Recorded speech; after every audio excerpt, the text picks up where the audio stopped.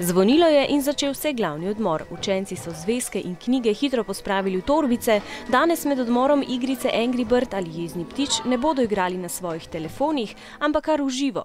Ptiče, frače in zabojnike so izdelali kar sami. Ko se navijači zberejo v glavni avli šole, se tekma lahko začne.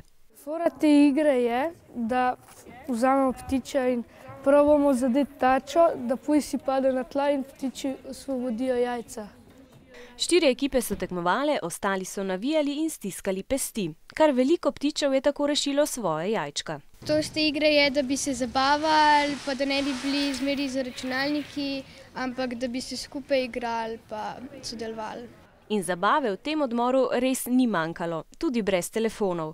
A razvoj tehnologije in spletnih aplikacij nam danes omogoča tudi povezavo preko mobilnika na različne spletne strani.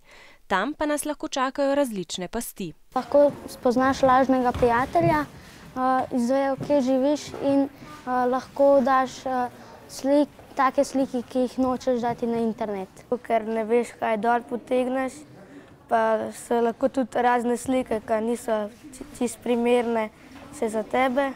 Če naložiš napačno aplikacijo, ti lahko tudi denar iz telefonov kradejo ali pa podatke osebne, ki jih ne smejo vedeti. Pametni telefoni res omogočajo veliko zabave, a še vedno je druženje v živo dosti bolj zabavno.